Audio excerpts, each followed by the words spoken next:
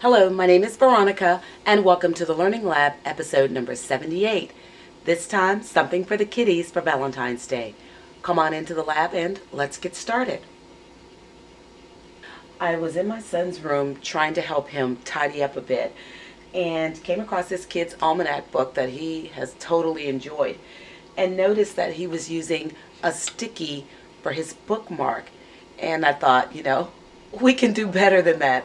So I went trolling around on YouTube and came up with making a corner bookmark for him, and that idea translated into making corner bookmarks for my entire class.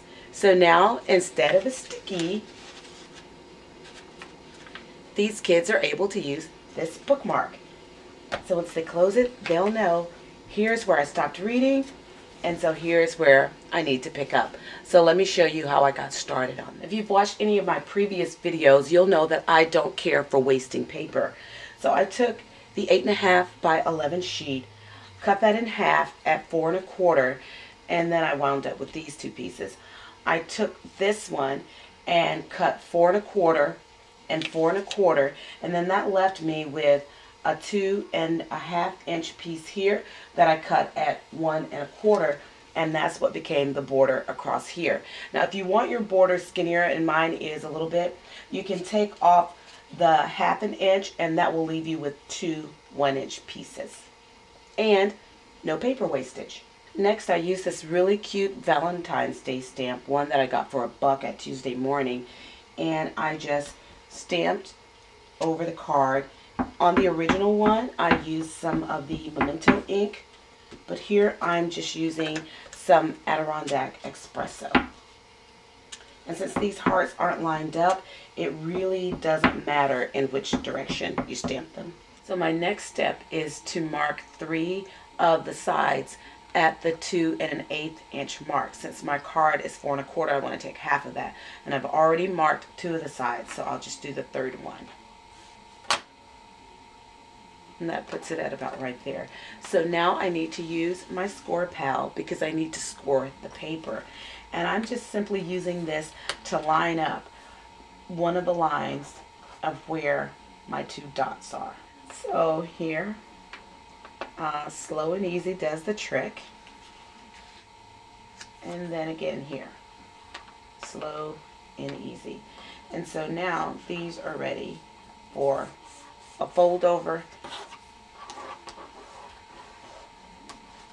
Now, one thing that I did on the original that I didn't do on the subsequent ones was I cut out the heart shape using the Spellbinder punch, and that's where I used my red rubber die and I placed it to where I wanted this to stop. And after doing 22 of them, I thought there has to be a better way to do my next set, because I decided to do some for my son's classroom. So I put that away, went into some of my punches, pulled out this one and the treading water one, and I just started punching. And then you have your completed edge. So once I had my base ready, I started getting ready what was going to go on the top. So using a child's year, I cut out the little boy reading, and I also cut out the little girl reading. I did the base and the outline, put them through my Cuddle Bug, inked them, and then actually spritzed them with some Glimmer Mist. So they are actually very nice and sparkly. Then I used also my Spellbinder die and punched out the circle. If you'll notice, I also, before I released this from the die, I went around it with some black soot ink, and then I made my stitch line going all the way around. I just think it gives it a little bit more texture, and I didn't want to make these super thick for the kids because I wanted them to be able to lay flat and keep the book closed and not have something that was going to break apart and fall off. So everything is put down with some Scotch, some Scotch quick dry adhesive, so it makes it nice and sturdy, and I'm hoping it'll last a little longer than those little paper ones that always seem to find their way into the rubbish bin. Now, some of these that I did had a pattern already on the back, but there were some I did that did not already have a pattern. And so what I did with those was that I just took my stamp and stamped the hearts again. Now for the back of here, originally, I love how when I start out, my designs just kind of seem to morph and take on a life of their own. I had gone back to my Spellbinder dies, and this heart fit perfectly for covering that, but I didn't want to spend all my time cutting out those hearts. So I went back to my Gypsy, found this heart on Gypsy Wanderings, I think. I'll double check and put it in the description.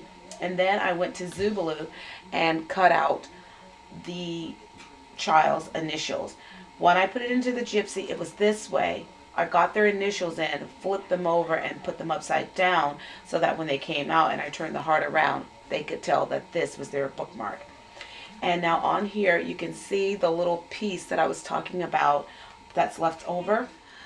So as for preparing this little piece that went across, I took the paper and inked my Cuttlebug folder, and I think I got like 4 strips at a time through there.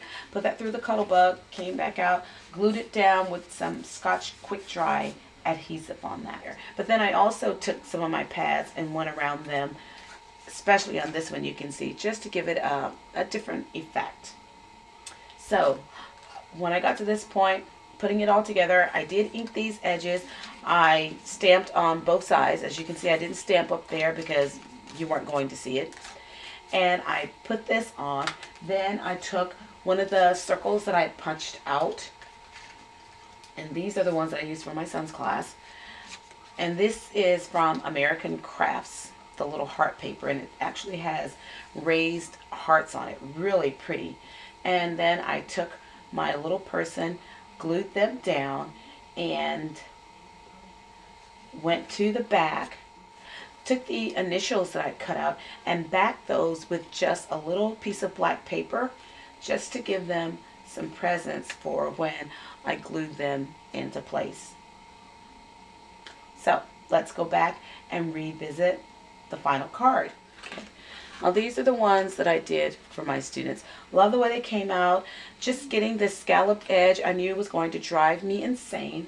So when it came to doing the ones for my son's classroom, I did not do that. Instead, I used a little hearts border punch from Recollections and punched that out.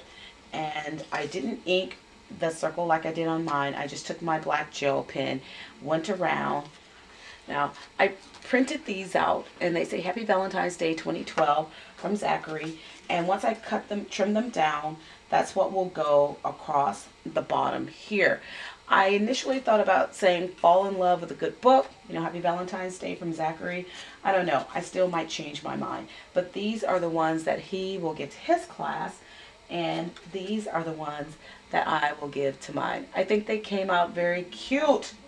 I'm excited. So now each kid will have their own personalized bookmark so that they'll never lose their place in their books again.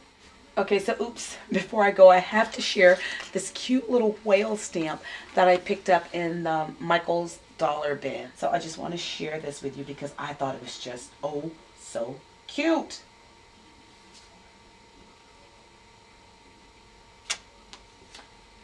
And there it is. Isn't that pretty? So it's not too late if you're still looking for an idea for your child or even for you for Valentine's Day. Think about making a really cute corner bookmark for them. I think these are just too cute. Thanks for joining me in the lab today. Please remember to check out my blog at inkallusions.blogspot.com. Until then.